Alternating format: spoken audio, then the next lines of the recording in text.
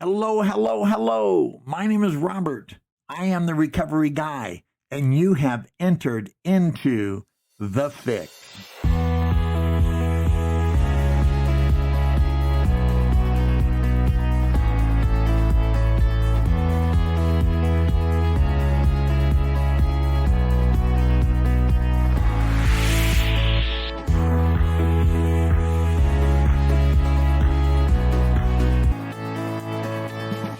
My name is Robert. I'm alcoholic, and it is good to be here. And early on in recovery, from a man who's my sponsor today, used to identify as slow will, and he was a happy, grateful, recovered alcoholic. And this was before I was in the rooms of Alcoholics Anonymous, but I hadn't admitted to my innermost self that I was alcoholic, which is the first step of recovery.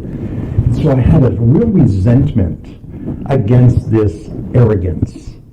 You know, who is this person who would stand up and give something beyond just saying, my name is Slow Will and I'm alcoholic? He had to be a happy, grateful, recovered alcoholic. And it pissed me off so much I had to go ask him, who did he think he was?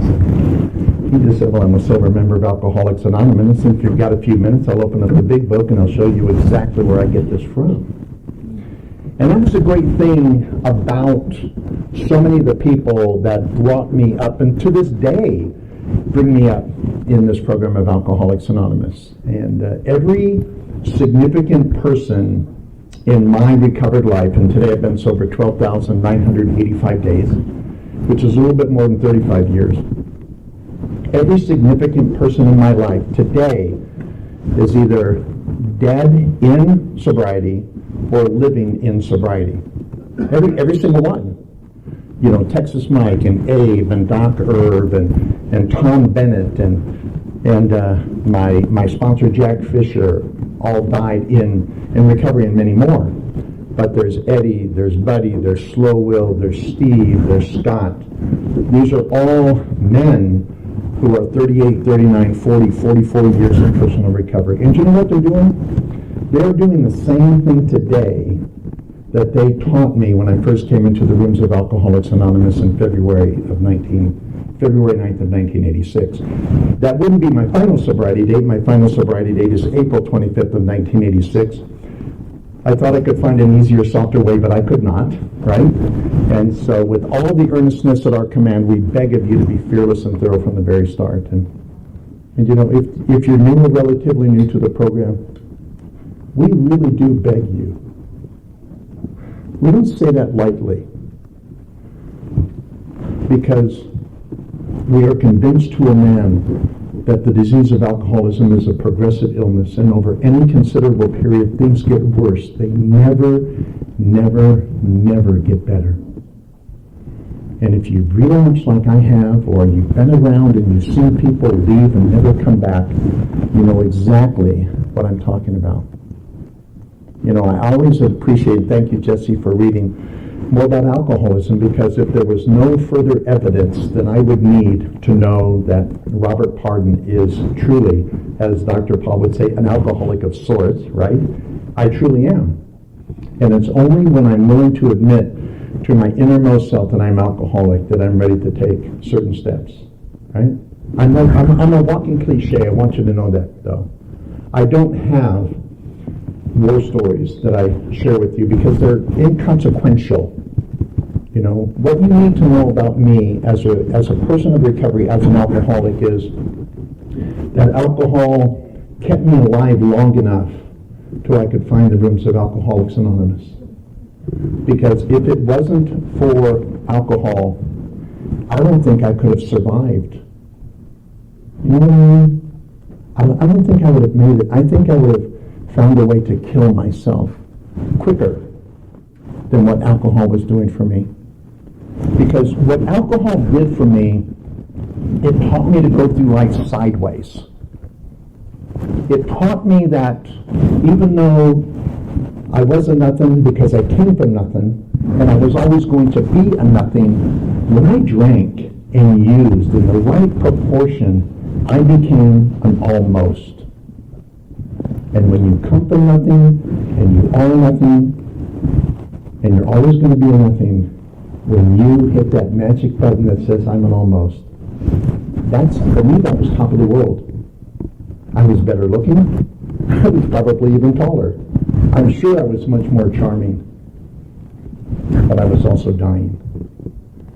Not only was I dying physically, but every significant relationship in my life, from employer to clergy to friends to family to spouses with an S, children, I left in my wake of my addiction.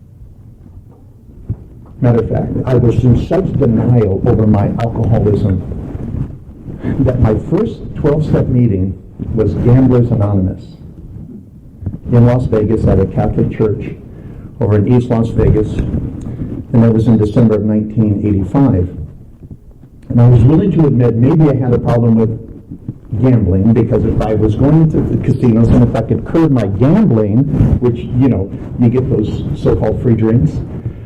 And so I figured if I could just curb my gambling, maybe I could just curb my alcohol, and I would just sort of kill two birds with one stone. And so that worked for a minute. But what I found myself is staying away from gambling, which means I became more of an isolated drinker. And it actually exposed my drinking for much more than it was, because I didn't have the gambling to be as a distraction. Therefore, I needed to drink more to have that feeling of being that almost, right? That gambling and throwing up and pornography and all the other things that were added onto my alcoholism would bring to me. And so it wasn't long before I was back gambling, which meant I was drinking even more now, because I had established even a greater drinking pattern. Again, over any considerable period, things get worse. They never get better. The body remembers where it ought to be in terms of drinking. And so where I was before would mean, and that's just what a definition of tolerance is, I need more today to achieve the same feeling I had yesterday, right? And that's essentially what tolerance is. And so finally, when I came into treatment, I did something I had never done before. I had admitted that alcohol was the problem.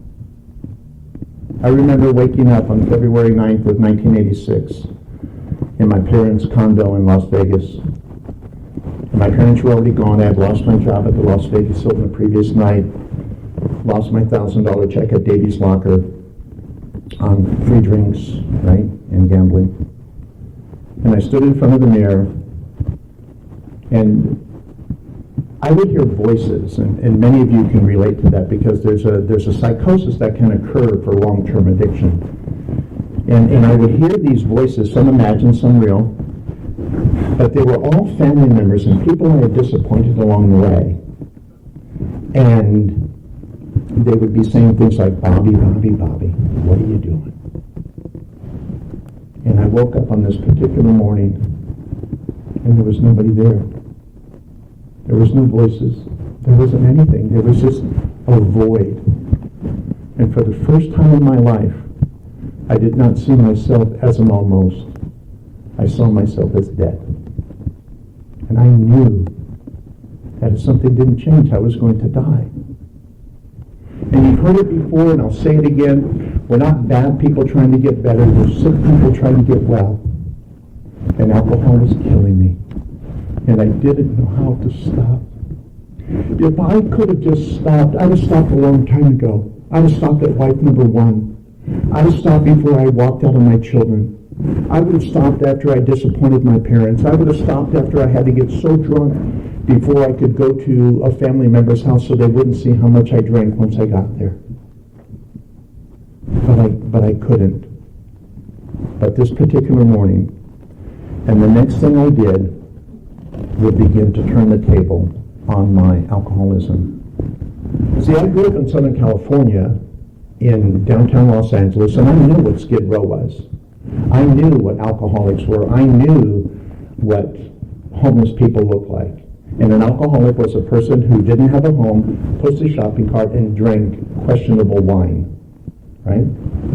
And I didn't fit those qualities. I was a much higher shelf drunk, right? But I was still a drunk. And so when I looked in the Yellow Pages, back in those days we actually had physical books, they were called Yellow Pages, and I looked there, and I looked under alcoholism. And it wasn't a thought. It wasn't, where should I look? I knew. I was ready to admit something I had known for a long time. But denial is our enemy.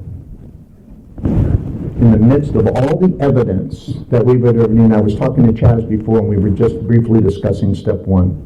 All the evidence we would ever need is contained, and we admitted we were powerless over alcohol, and our life had become unmanageable. And that's where I was in that moment. And I looked in the Yellow Pages under alcoholism, and I began dialing treatment centers. And you had to have money, you had to have insurance back, even back in the mid-'80s. And finally I came across the Nevada Treatment Center. And I spoke with the person who answered the phone, the intake counselor, and I said, I have a problem with alcohol and I need help. And they said, well, can you get $50? And well, I'm a good drug dealer too. Of course I get $50. I didn't tell them that, right? They would, of course, figure that one out. And yeah, I can get $50. And they said, can you be here in an hour? I said, well, yeah. So I asked them, I said, so if I have $50 and I show up in an hour, you'll talk to me? And yeah, we will. So I called my dad, and my dad had been sober almost 7 years at this time. And I called my dad and I said, Dad, I need your help, don't hang up. But if I can get $50 and you can give me a ride, because I didn't know where my car was, if you can give me a ride over to Nevada Treatment Center, these people will talk to me. And I don't think I ever saw my dad move that quickly. He was there in minutes. And he dropped me off there, and that was the beginning of my recovery journey. And it was challenging because I didn't want you to know who I was. We have a past that, for most people, they'll never forgive us if they knew the things that we know about each other. So I was so afraid that if you found out who I was and really understood what a despicable person I was and the places that I went and the things that I did and who I did them to, that in my mind I would be the first person in the history of Alcoholics Anonymous that you would say, you're a little bit too sick for us. We'll get you into psychiatric care, psychological counseling, and then when they give you the seal of approval, this was in my mind, right? Because we are only as sick as our secrets. And then I really began listening to you and hearing you share some of your stories. And I understood that we were more alike than I wanted to admit. Some of you, by the way, I will add to, some of you are pretty sick, right? I think I can relate to everyone. And what I haven't done, I've come to understand that those are yets that never have to occur, right? So in my recovery today, I just keep the yets away and live another day. And so I began to work the steps. And then my enemy, which was physical sobriety, confronted me. The most dangerous thing, and I think it's Father Martin in his Chalk Talk, he talks about the only thing more dangerous than a lie is a half-truth, right? Because there's just enough of the truth in it to make you believe it, and you do it, and you find out it was a lie all along. And there's nothing more dangerous for a person in recovery than getting a little physical sobriety. Thinking that recovery is just the absence of alcohol. I must be sober. I must have sobriety. I haven't drank in 30 days, 60 days. See, I've got this chip that lets me know how powerful I am. And I start to take back some of the power I told you I had given away, but really didn't, right? Because that's who I was. through every means of self-deception. In the back of my mind, I want to go back and drink like a normal person, right? Therefore non-alcoholic. And by the way, they told me it was humorous. Certain things they told me that are still funny to this day. They told me that if I wasn't sure I was an alcoholic, just to stick around because I would do till one showed up, which is still very funny to me. And I would come back, and once I made that decision, see, because I was working on step one, but I saw these other steps. And you kept talking about honesty, open-mindedness, and willingness. And I thought, well, I'm going to admit that I have a problem with alcohol. And my life is probably unmanageable most of the time, right? I even soft-sell that, in spite of my life being a train wreck. I mean, I remember where I lived. To this day, I can tell you I lived at 1425 North Mallard in Las Vegas, where I was married to my second wife, but I can't tell you how long we were married. So that's how unmanageable my life was. So I would look at the rest of these steps, and I think, well, I can do that, and maybe I'll do that. You ever go to like Sizzler or Chuck-A-Rama, right? Back when I was growing up, we called them smorgasbords, but they're essentially buffets, right? And what do you do in a buffet? You go to the buffet, you take a look at it and say, I want some of this, I want some of that, or I don't want any of those peas, but let me have a little bit of extra gravy on top of that ham, right? We pick and choose what we want based on the selfishness of our own personal appetite. And that's how it was with the steps. I came in and said, well, okay, so I have I'm powerless over alcohol. I get drunk when I'm not supposed to, and I drink too much when I say I'm not going to. I don't know if I was entirely ready to have God remove all these defects of character, but I was probably close enough, right? Especially as a God of my understanding, I can sort of manipulate him or her, right, depending upon what your flow is. And so I began to look at, and I began to negotiate the steps. Pretty brilliant, right? And that worked. I want you to know that worked.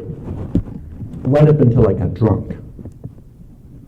Because that day will come when we tell you, and when they told me that half measures availed us nothing, we stood at the turning point, we asked his care and protection with complete abandon. Here are the steps we took, which are suggested as a program of recovery. Do you know why they call them suggestions? Because you can't tell an alcoholic nothing. Everybody wants to learn, but nobody wants to be taught. I wanted to learn everything. But I wanted to learn it my way. I wanted to learn it without you hurting my feelings. I wanted to learn it without you figuring me out. Because when you figured me out and I agreed to it, then I was responsible to go and take care of it. And that's not what I was about. I wanted to go through my recovery as I went through life, and that was sideways. I just had to figure out how to go through sideways without alcohol. So the conniving, the manipulation, all of the personal, spiritual maneuvering began to take place. And I found myself drunk. I got drunk on April 19th of 1986. And for some miraculous reason, I made my way back to the rooms of Alcoholics Anonymous on April 25th of 1986. And that was my last drink. And I went into the meeting, and you talk about divine intervention. The most spiritual man I knew, his name was Max, and he was my sponsor. I figured if I could get over on him, I can get over on anybody, because that's what we're about, right? So I walked into the meeting room, and as if we had a divine appointment, Max was there. 2 hours after the meeting was over, he just happened to be there.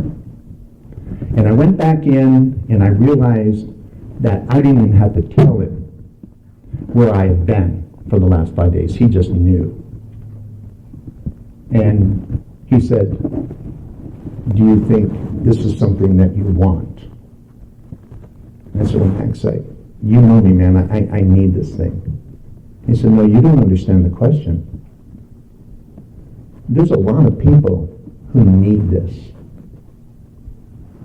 But whether or not you're going to do it is whether or not you want it. If you want to live more than you want to die, then you will do this. I said, Max, I want this more than I can even understand, because I saw you. I saw you happy. I saw you feeling the things I always wanted to feel, but afraid I would never feel them. And you were real. I watched you come and go, and I took your inventory. And for some of you, I even used it against you, right? Which is against the rule. By the way, if you're a newcomer, take everyone's inventory. No, I'm serious. Take it. Take my inventory. Because if I tell you to stick with the winners, and then I tell you you can't take my inventory, how are you going to know if I'm a winner? Just don't use it against me. Take my inventory and go on. Either learn that you want to be like me. If newcomers could see no joy in our existence, they wouldn't want it. If I wasn't happy, joyous, and free, if I was a glum rock, you wouldn't want what I have. And that's okay. But you might want what someone else has, and you might not want what someone else has. Because if there's anything I know about recovery, is even though there's a certain quality about quantity, just because you have time doesn't mean you have quality. It just means you have time. Right? So again, if you're new or relatively new, you have my permission to take everyone's inventory. And if anyone has a problem with that, my cell phone number is 801-995-2753. Ask them to call me, and I'll take their inventory and explain to them why it's okay. Right? So that's my commercial on that. But I love the program of Alcoholics Anonymous because you allowed me to feel comfortable for me for the first time in my life. And that day, on April 25th of 1986, Max said, we need to get on our knees because we need to do the third step prayer. And I began to understand for the very first time that sobriety had nothing to do, but everything to do with not drinking. Because before you can have sobriety, you need to be sober, but just because you're sober doesn't mean you have sobriety. I guarantee you, some people say that there's a spiritual element to this program. Malarkey. This is a spiritual program. A, we were alcoholic and could not manage our own lives. B, that probably no human power could have relieved our alcoholism. And C, that God couldn't have if He were sought. We stood at the turning point. We asked His care and protection. Right? Everything we talk about. We even have a chapter for individuals who don't understand the concept or have a struggle with a higher power, and that's called we agnostics. We would deal with that. Because if we look at these steps, and I'm a big 12-step guy for which I make no apologies for, and if you're not doing the steps and you're having your trouble with your recovery, figure it out. Here are the steps we took, which are suggested as a program of recovery. Right? Oh, and you know what? Hey, as a little rabbit trail, you know what the only alternative suggestion is? And so our book is meant to be suggestive only. We realize we know only a little. Do you know what the alternative suggestion is? Go try some controlled drinking, and when you get a belly full of your condition, come on back. And maybe at this time you'll be sweetly reasonable. Get off your high horse and do the 12 steps. You'll get a sponsor, you'll go to meetings, you'll pray, right? And if you think that's a hard line, I will not baby you because I don't want to bury you. So I won't baby you. I got no time for sympathy. I don't have the empathy in the world because I know where we come from. But sympathy isn't going to make your feel good, but recovery will. And so I look at these steps, and when we look at these steps, the only steps that are directly related to my relationship with God are steps 1, steps 8, and step 9. Step 2, 3, 4, 5, 6, 7, steps 10, 11, and 12, all related to my relationship with God. So if I tell you that 9 out of the 12 things are directly related to God, what makes you think that this program isn't about God? Because the program of Alcoholics Anonymous isn't designed to teach me how not to drink or use. It's designed to teach me how to have a relationship with a power greater than myself, and as a result of that relationship, I won't want to drink or use. And not only that, I get a spiritual mandate at the end. Having had a spiritual awakening as a result of these steps, we try to carry this message to alcoholics and to practice these principles in all our affairs. It is spiritual. It's not religion. Speaking of religion, this is religion. You'll like this. I do. And my ego tells me you will too. So there was a Baptist, and there was a Mormon, and there was a Christian Scientist, and they all end up in an AA meeting. And the Baptist said, if I just listened to my pastor, I wouldn't be here.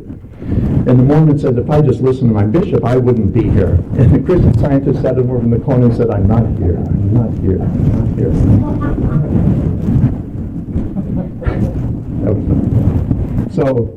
So as we work through the steps and we realize our relationship with God, because again, going back to step one is the foundation. My dear friend Pete the Greek in Las Vegas said, Bob, the only step you ever need to do to perfection is step one.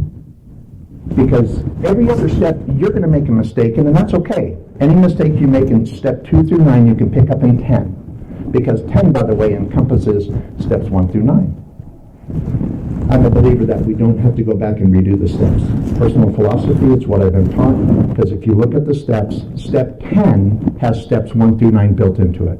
That's why we do a daily, an annual, and a semi-annual house cleaning, because I can take an inventory of everything with steps 1 through 9. Step 11 allows me to have that conscious contact with God, gives me my mandate for the day, so that I can go out and do His will and gain His power, not mine. And step 12, I go carry this message to alcoholics, right? So as I'm working through these steps, I find that this is the easier, softer way. It says we thought we could find an easier, softer way, but we do not. But there actually is an easier, softer way. And I found that to be true. I found that to be true in my life, in the life of every person that I've come across. As soon as I can break down and understand that I'm powerless over alcohol and my life is truly unmanageable, right? Why else would I do step 2? If I don't believe that I have become insane or a form of insanity by drinking over and over again and expecting that things are going to be different this time, or that I can act however I want to act, and my spouse, my employer, my family members can treat me a little differently, I'm going to have power over my life even though I treat it with reckless abandon. What makes me think I'm not going to do any of the other steps? Matter of fact, if I see a person that I'm working with, either professionally or on a sponsorship basis, struggling with any of the steps, I always go back to step 1. Because, think about it. If you're out in the ocean, and I've almost drowned, so I know what this feels like. I know what it feels like to just pray that somebody will throw me a life vest so I don't have to go down and drown. But if you're in the ocean, and you're swimming, and I come across you, and I throw you a life preserver because I think you're drowning, you're going to grab that based on whether or not you think you're drowning. And if you don't think you're drowning, why would you grab the life vest? You're going to look at me and say, what the hell are you doing that for? I'm not drowning. Go throw it to somebody who needs it, because I'm okay right where I'm at. And I was even talking again, Chaz, before, in the 12 and 12.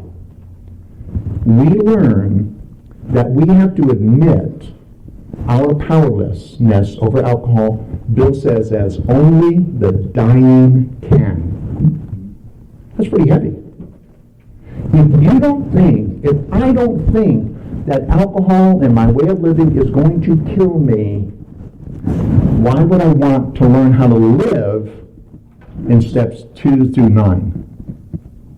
I wouldn't want to. It wouldn't make any sense. And if I do, I'm only going to half measure it.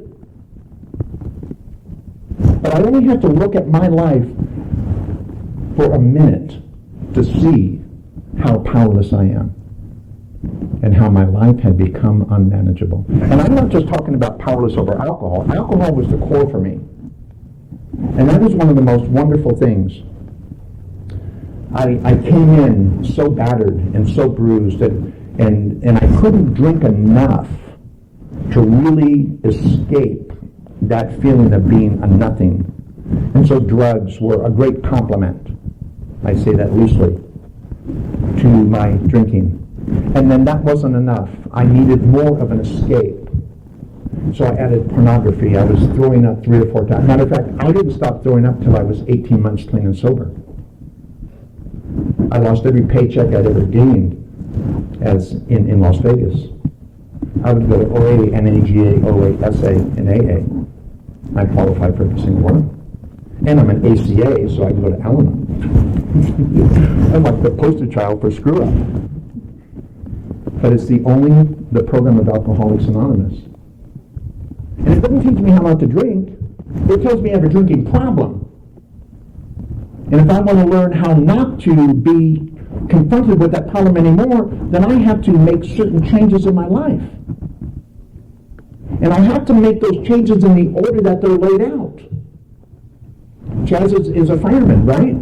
Chaz climbs ladders for a living. Chaz knows to get to the top rung, he has to start at the bottom.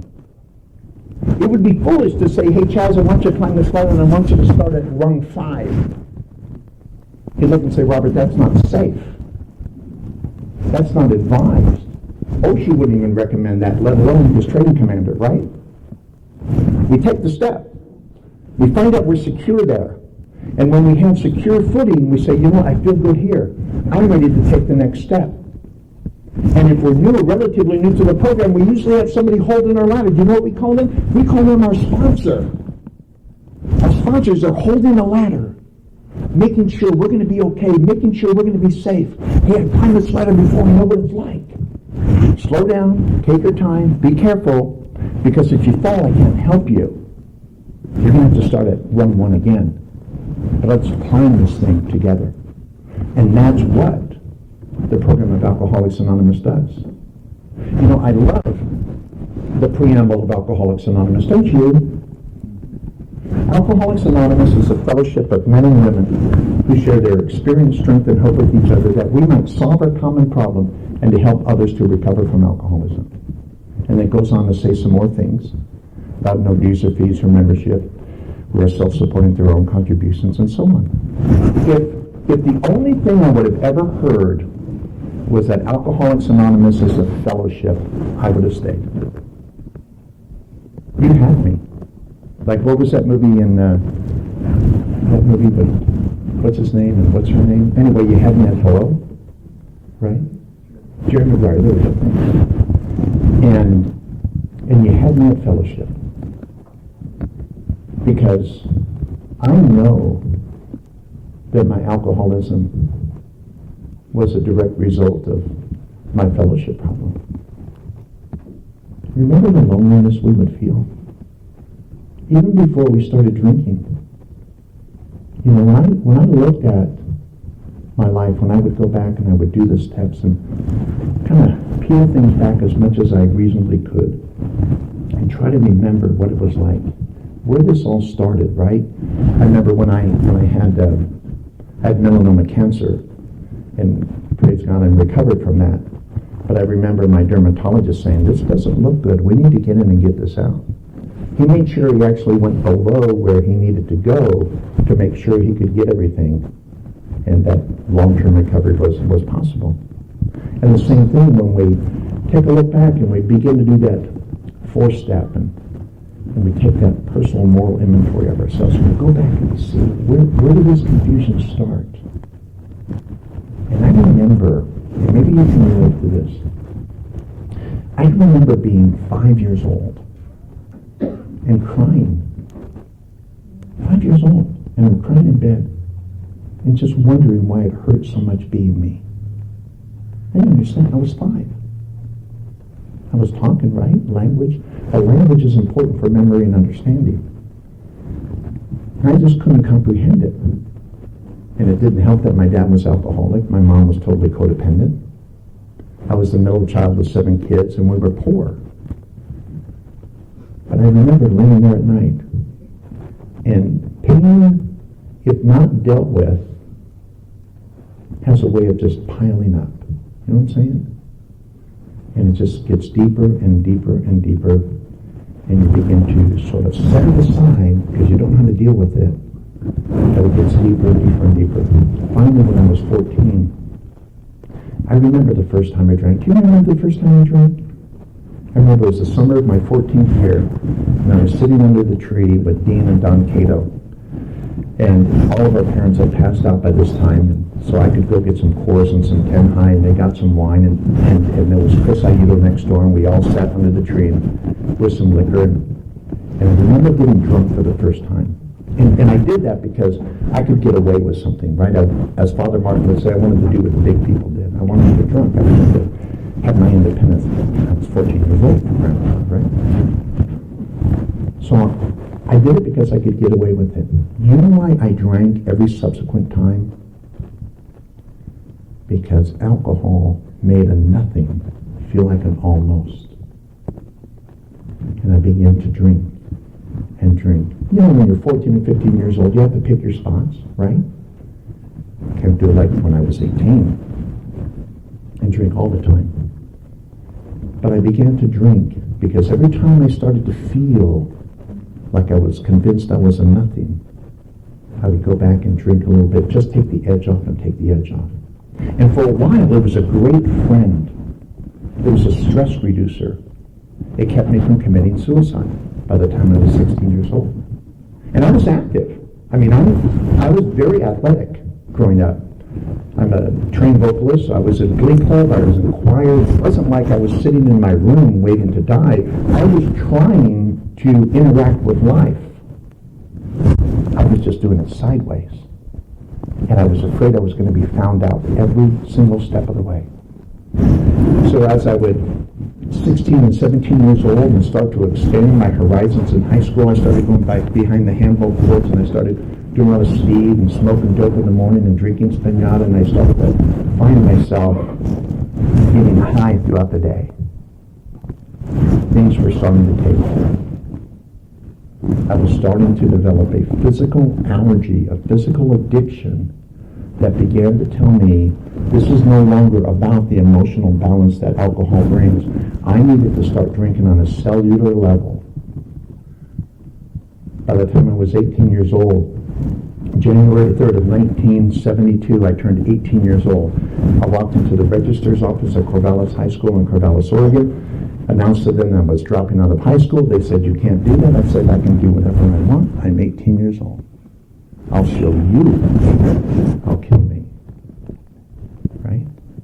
I was doing all the things I would hear about later on in recovery. I was starting to do all the geographics. Then all I needed was to go in the Air Force. That's going to fix me. I got out in 2 months, inability to adjust to military life with an open prescription of 20 milligram Valium. I know what I'll do. I'll get married. I drank myself into an alcoholic coma the week before I got married, and she still married me. I was very charming, very interesting. I still am, and I'm sober. But that's where I was. And this went on and on and on and on. And the relationships would go, and the trust would leave.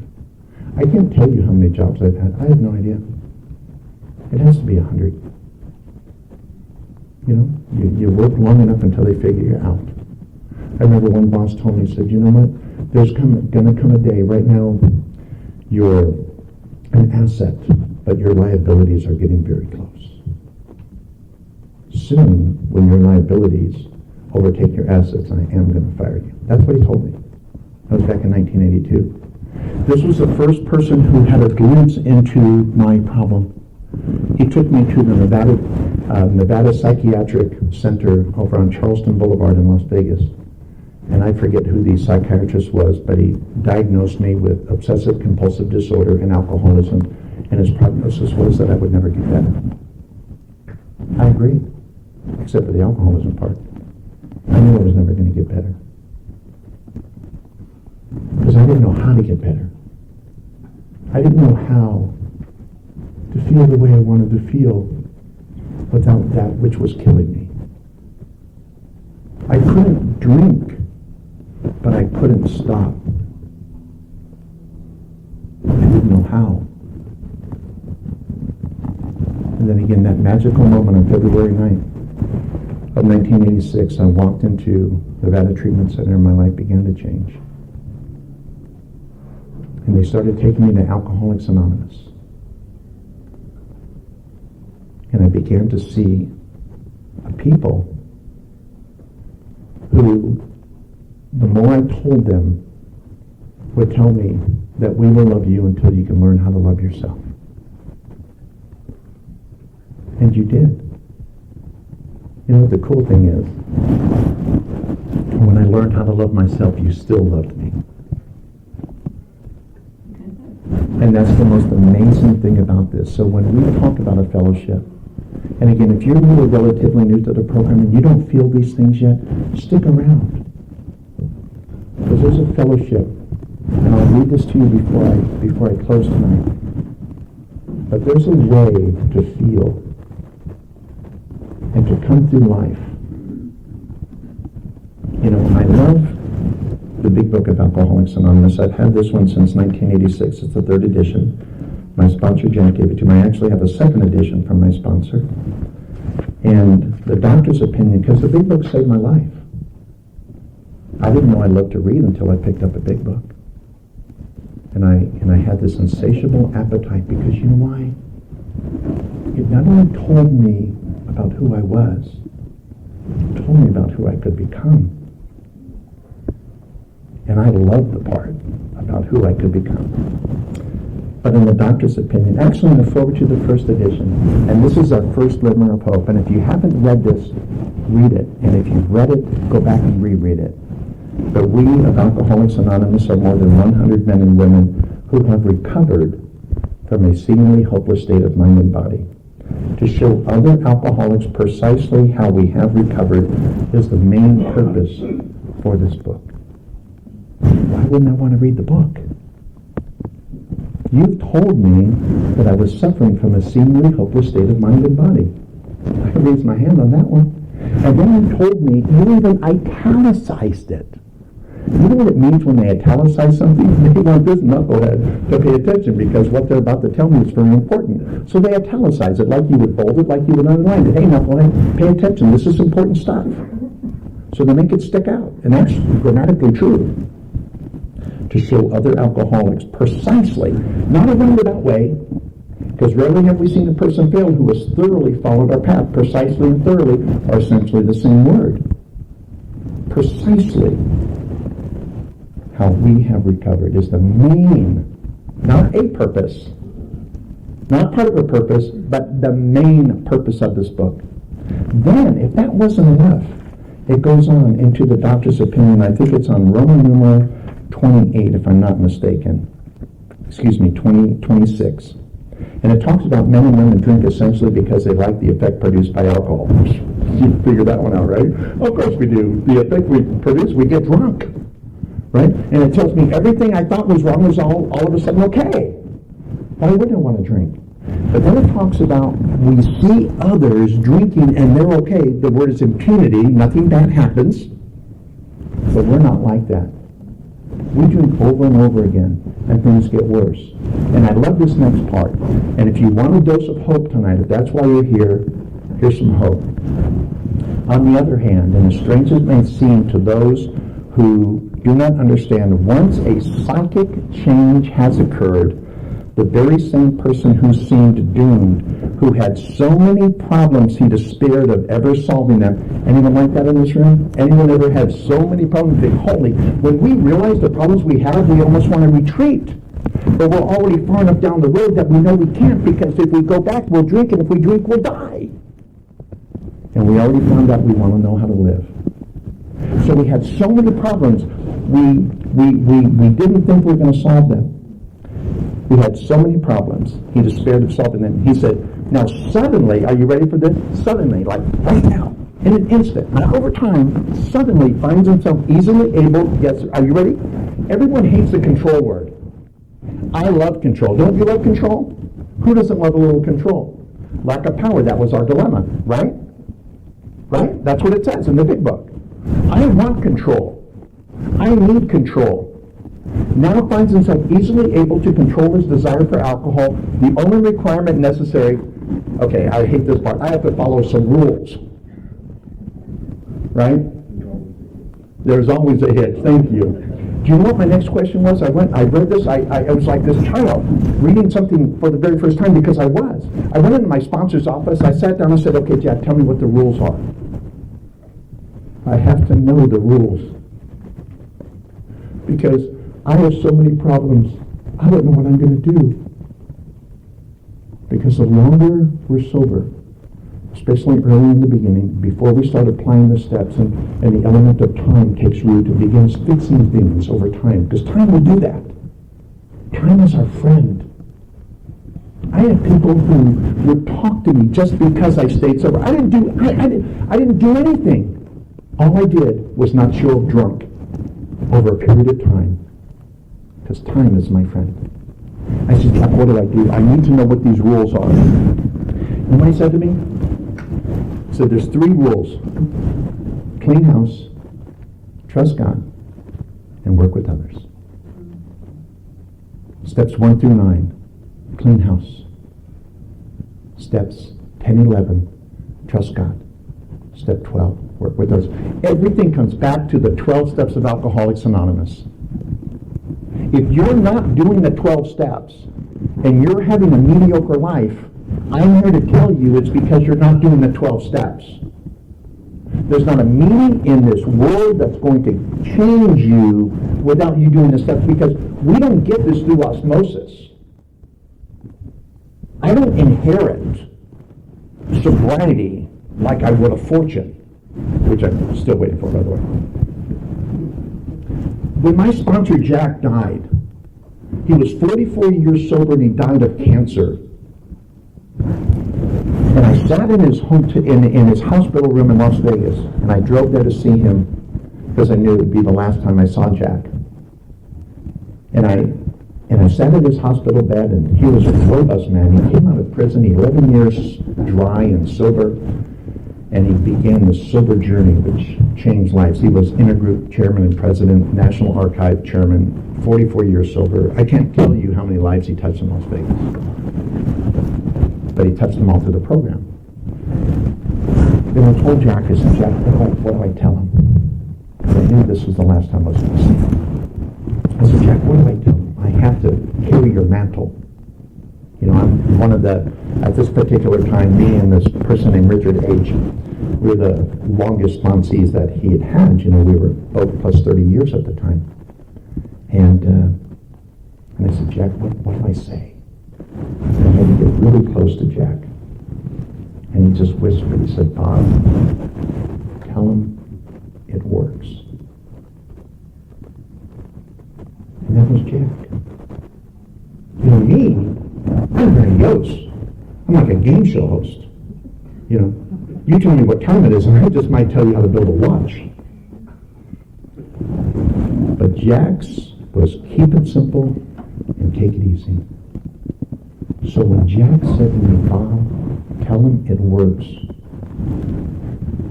he was saying, take him through the steps, man. Introduce him forward to the first edition. Introduce him to the doctor's opinion. Introduce him to Bill's story. Introduce him to more about alcoholism. There is a solution, how it works. You know, it's not by accident that chapter 6 is called Into Action. After they tell me what to do, how to do it, they tell me to go do it. That's not by accident. So all these things come into play. And I take my recovery. I try to follow Rule 62, which I don't take myself too damn seriously, right? I'm still learning that one. But I take my recovery very seriously. If I were a cancer patient, I have AFib, right? So I take Eliquis and other heart medication. I take them religiously. You better believe I do. You know why? Because I don't want to fall down in my refrigerator like I had to when my wife had to come and get me and take me to the emergency room at 3 in the morning. I don't want that. So I'm pretty religious. I watch what I eat, I exercise, I take my medication, and I go to my regular checkups. I take care of myself because I don't want to die unnecessarily. I take that very seriously. But you know what? Alcoholism will kill me as well. Just because I've been clean and sober 35 plus years doesn't mean I can't relapse. This means I've been sober 35 years. You know, I am a happy, grateful, recovered alcoholic. And you know how I stay recovered? I stay in recovery. I figured that one out myself. You know what I did this morning? I called my sponsor. 41 years sober, slow will, happy, grateful, recovered alcoholic. Will's known me from day one, and my sponsor Jack died. As I was driving from Las Vegas back to Salt Lake City, I was on the phone to Will and said, Will, Jack's dying. And Will's known me from day one. Probably so Will actually allowed me to sleep on his couch. And because I was homeless after my relapse. And he came out about 3 weeks after I was sleeping on his couch. He said, you know, Mom, that's a convertible sofa. Okay, that's it. But Will would carry the message, and every now and then he would carry the alcoholic. And he did that for me. But he became my sponsor, and he'll have 42-year sobriety on January 1st of 2022. And I read my big book, and I'm at a meeting. I messaged 3 people that I work with professionally and as sponsees. So I cleaned house, I trusted God, and I work with others. You know, at day 12,985, I'm doing everything that they taught me to do. Before I came in tonight, I messaged my friend Eddie P., Fast Eddie Plummer, in Las Vegas, 38-year sobriety. I said, Eddie, I'm speaking on me, just pray for me now. And that's what we do. You know, every person of notable sobriety that I would want, that I look at, I want to be like you when I grow up. I don't care if you're 15 years, 20 years, you could be less than me, I don't care. If you've got some magic, if you're doing something that I need to put a twist on what I'm doing, I want to know what that is, right? I'll take your inventory, figure it out, and apply it to me, and make it work so I can be better equipped to help somebody else. But the program works. And again, it doesn't work through osmosis, and cliches are cliches. You know they're cliches? They're cliches because they work. If they didn't work, they'd have stopped being cliches a long time ago. And just so you know, here's a cliche that I need to readdress with you.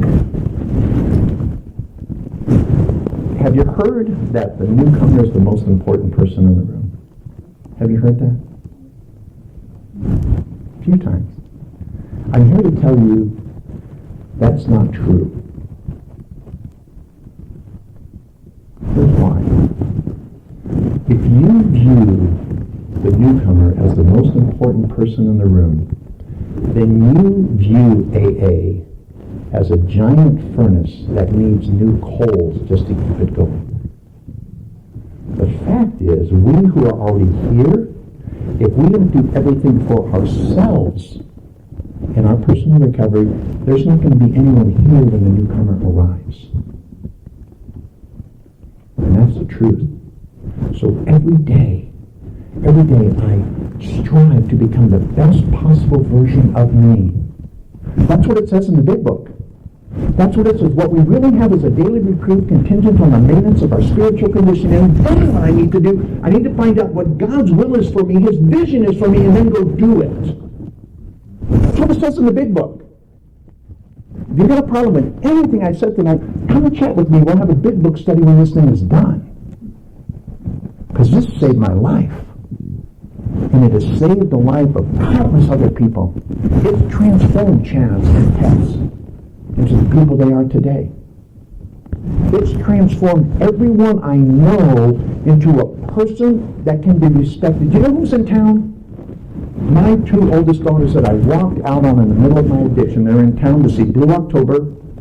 I picked one of my daughters up from the airport today, and my other daughter and her husband came in town. We met over at my son's house.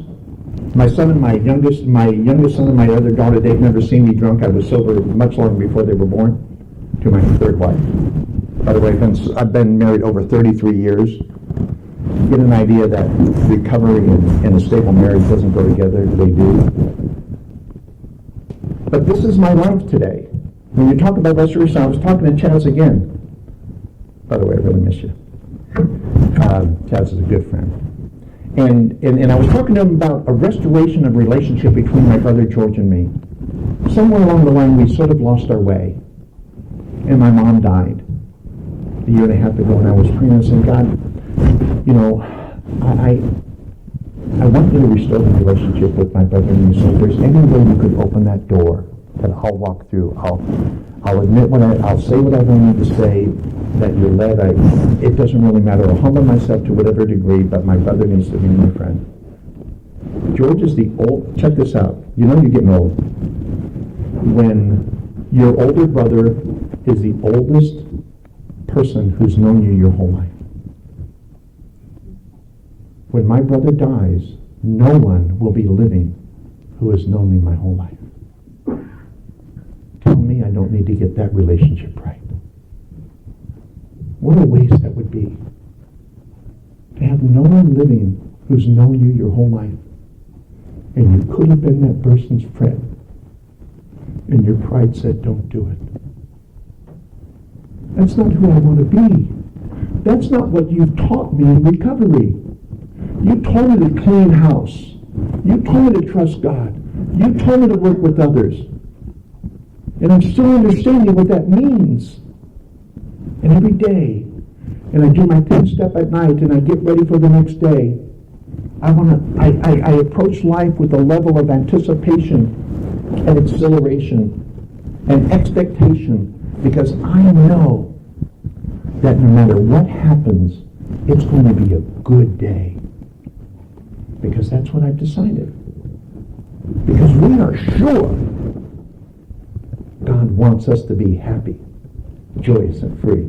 That's the big book of Alcoholics Anonymous, folks. I lived it. So that was right, because I said that pretty eloquently, didn't I? But that's the truth. I'm going to read one page to you. And I know I've gone a little long, and for which I make no apology, because it's all recovery. Here's my favorite page of the big book of Alcoholics Anonymous, and I have a lot. But this sort of encapsulates everything that is near and dear to me, because it includes all of us. See, our common welfare should come first. Personal recovery depends upon AA unity. It's our first tradition. By the way, the 12 steps of recovery teach me how not to kill me. The 12 traditions teaches us how not to kill each other.